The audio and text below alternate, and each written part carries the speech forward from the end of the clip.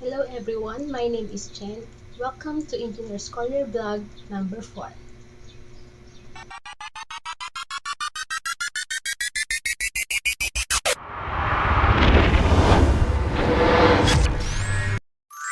So ngayon mag-estimate tayo and our topic is how to estimate the components of concrete.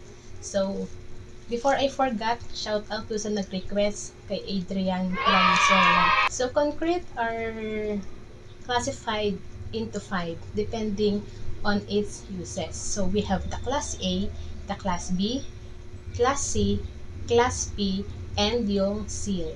So when we say class A, these are the concrete for all superstructure which are heavily reinforced such as the slab, the column, beams, retaining walls.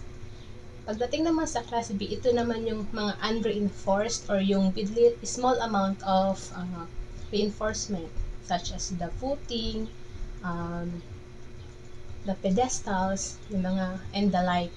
Pagdating natin sa class C, when you say class C, ito naman yung para sa thin reinforced concrete tulad nung para sa railings, mga ganon. Yung class P classification, ito yung mga pre-stress structure. At yung seal na sinasabi natin, this is the class of concrete for yung nasa subject siya sa water. And concrete deposited in water. At the end of the video, even yung mga non-technical viewers, pwede nyo nang ma-identify kung ilan yung magagamit yung materials, lalo na kung nagbabala kayo na magpagawa ng inyong mansion, charot, magpa-renovate ng mga bahay, ganyan. So, yun. So, let's start. Okay, suppose we are going to get the materials, estimate the materials for for columns. Let's say meron tayong 7 columns na nagme-measure ng 300 by 300 mm. So, hindi ko na siya i-drawing, susulat ko na lang.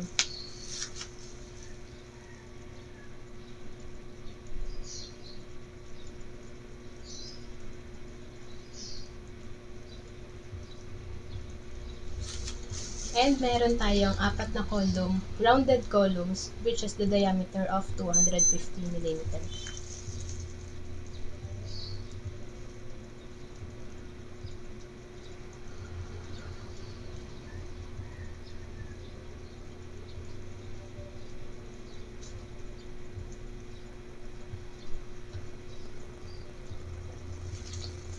So, ayan. And the height of these columns is said to be 3.5 meters. So, yan. So, sa pag-identify ng height ng column natin, let me share you kung paano yung consideration ko sa pagdating sa determination ng height ng column. So, let's say, for example, we have this one. We have that 40. Ayan, balik stop. We have this column.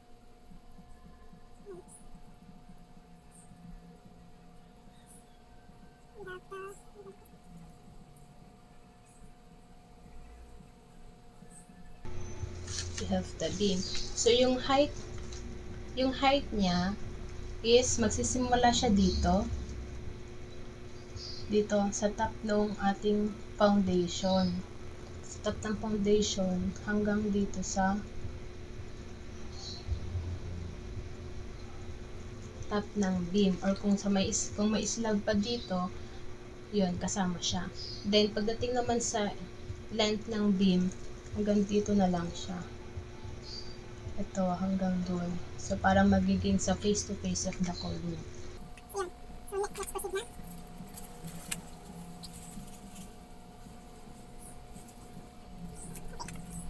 Sa pag-compute ng ating concrete, madalas tinatanong ito, anong haluin gagamitin?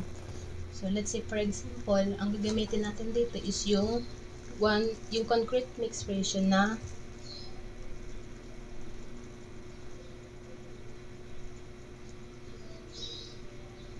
1 1 is to 2 is to 4. So 1 is to 2 is to 4, meaning to say we have 1 part of cement, 2 parts of sand, and yung 4 is for gravel. So cement, sand, and gravel, these are the components of our concrete, plus yung water. May water pa to. Pero hindi na siya kasama dito sa sa concrete mix ratio natin. Kasi ang water natin, makukuha natin yan sa water-cement ratio. And we will discuss it later. First step, pag-estimate natin is of course to get the volume. So, before I forget pala, sa concrete, pwede siyang by volume or by weight. So, ang gagamitin natin ngayon is by volume. Formula natin for volume is area times the height or the length. Depende dun sa kinukuha nating structure. Step 1, solve for the volume.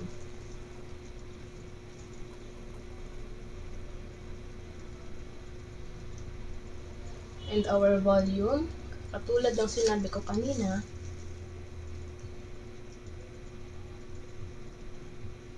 area times the height. So, for square column, so ang area natin, so, designate natin siya as area 1. Tapos, itong mga naka-mm, convert na natin siya sa meter. So, 300 mm divided by 1,000 lang tayo.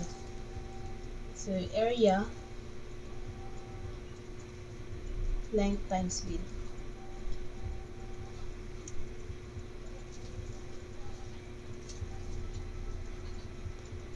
So, area natin. So, ang area natin dito for our square column is 0.09 square meter. Area pala yan. So, we're going to compute for the volume. So, let's multiply it by 3.5.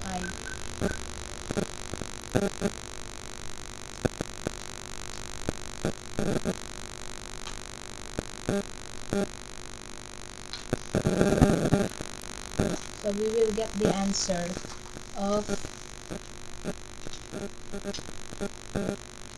0.315 cubic pala. Cubic meter. So, this volume is for 1 column only. So, we have 7 square columns. So, let's multiply this by 7. So, ang ating first volume is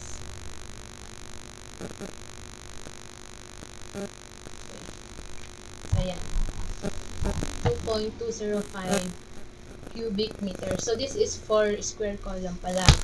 Now, let's proceed to rounded columns natin.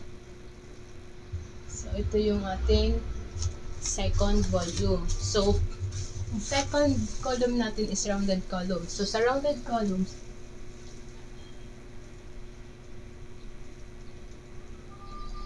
ang pag-solve natin ng area, it is either pi r squared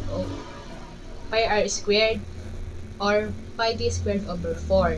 Oh, since siya is na naman. Siya is circle. So, dito, since ang given dito is diameter, so gamitin natin yung pi d squared over 4 sa area.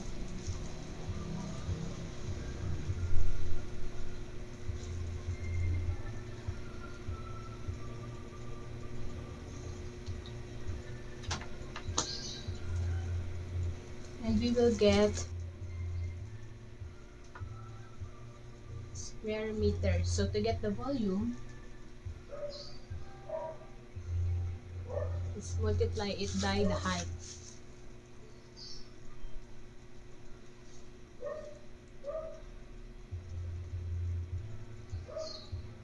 Zero 0.17185 cubic meter. Then, we have to multiply it by 4. Kasi yun yung bilang ng ating rounded column.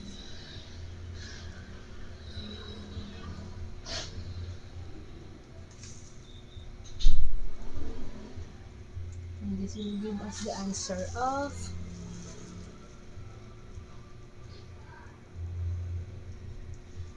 0.6874 cubic meter. So now, let's combine yung ating na-solve na volume. So, ating total volume, volume 1 plus yung ating volume 2. Okay? So, volume 1 natin, which is 2.205. And volume 2, which is 0.6874. So we got the total volume of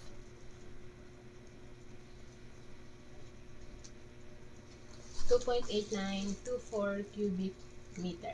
Right, we're done to step number 1. So ngayon, let's proceed to step number 2. Ang step number 2 natin na may kinalaman sa ating concrete mix ratio.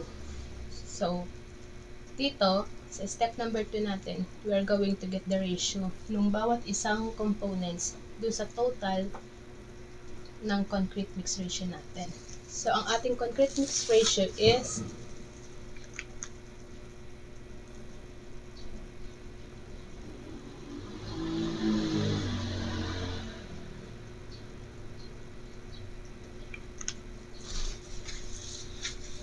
1:2:4. So, now, i-add natin siya.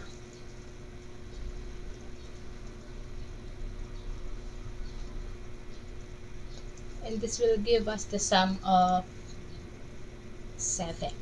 Okay? Afterwards, itong 7 na to, okay, yung 7 na yan, ang gagamitin natin, denominator ng each component. So, anong mangyayari natin? Ito siya. So, magiging 1/7 ng total volume. Ito yung part ng ating cement. Volume ng cement. And, ito, 2/7 ng total volume. Ito naman yung volume para sa sand. Okay? And 4/7 ng total volume. Ito yung volume para sa gravel. Okay.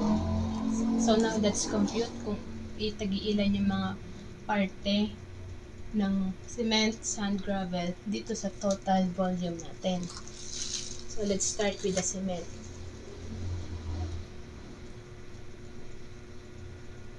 So, volume ng cement, 1/7 ng total volume. So, meaning to say, 1/7 ng 2.8924. Okay.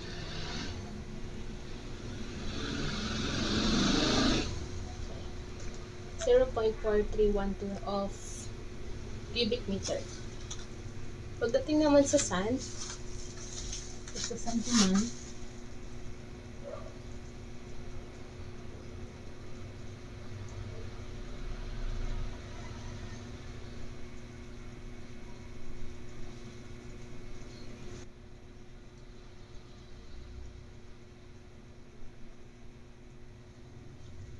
okay, sa sand natin, we have 0.8264 cubic meter. At pagdating natin sa gravel,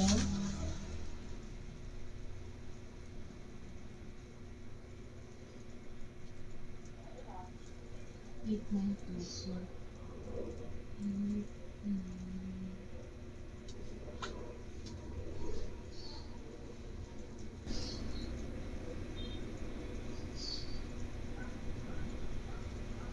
have 1.6528 cubic meter. So, dapat, pag inad natin yung volume for cement, volume for sand, and volume for gravel, it should equal to this one. So, ayun. Let's check.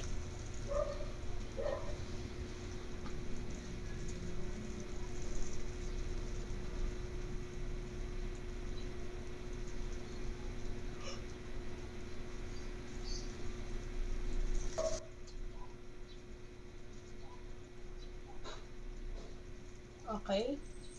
So, yung total natin is equal dito. And we're okay with this. So, ngayon, yung ating sand and ating gravel, pwede natin siyang i-order ng naka-cubic meter na to. No?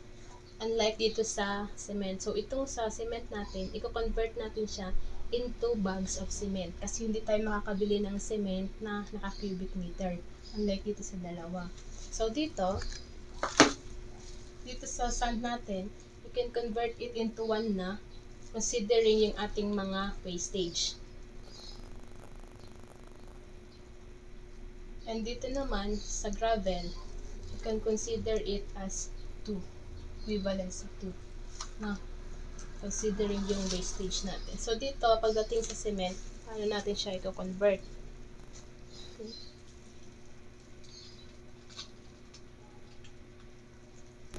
Okay, like I mentioned earlier, pagdating natin sa concrete, doon na-compute na natin yung volume, hindi pa natin siya pwedeng i-consider na yun na yung final quantity niya. Kasi we cannot purchase cement in cubic meter. No?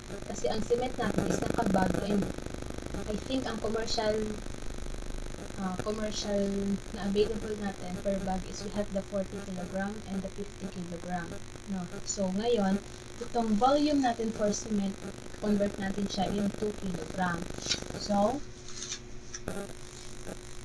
in 1 cubic meter, we have 1,000 kg. No?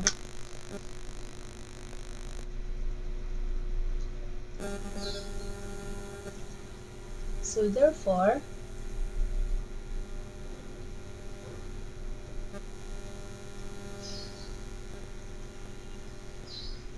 nasa ilalim yung cubic meter natin para ma-cancel out tong cubic meter dito.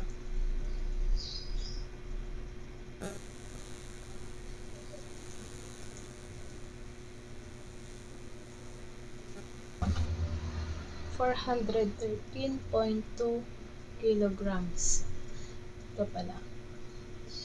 Move 3 decimal places there so you can get this one. Okay? Cancel natin.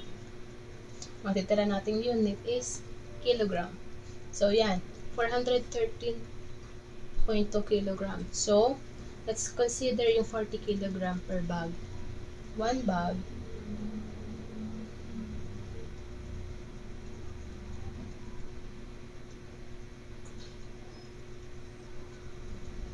So, therefore, kailangan nating bags of cement for this one.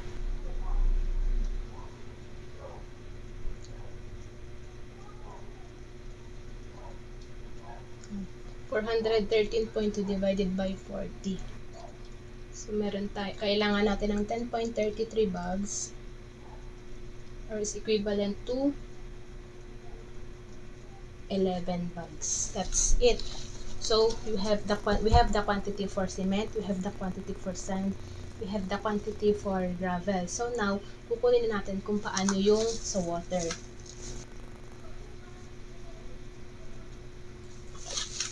So, since volume lahat yung sa tatlo kanina, dito sa water, volume din. Like I mentioned earlier, sa water, ang kailangan natin is the water-cement ratio. Okay.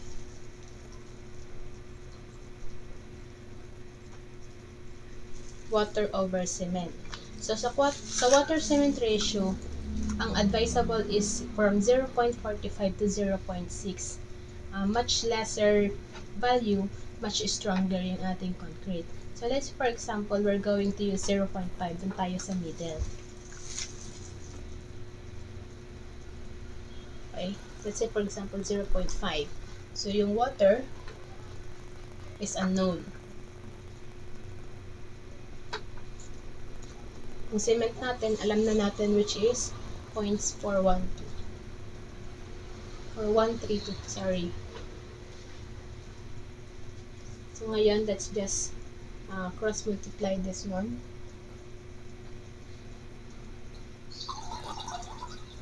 And we will get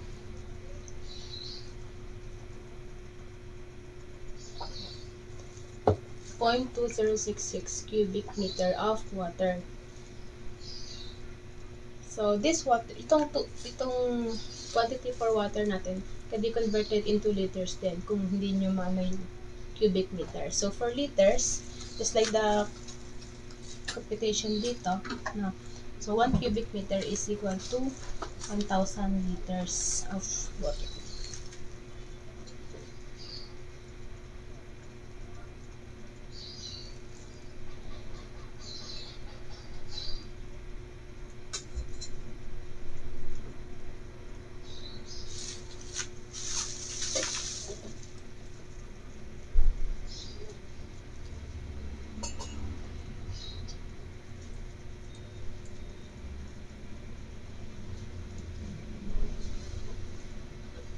And we will get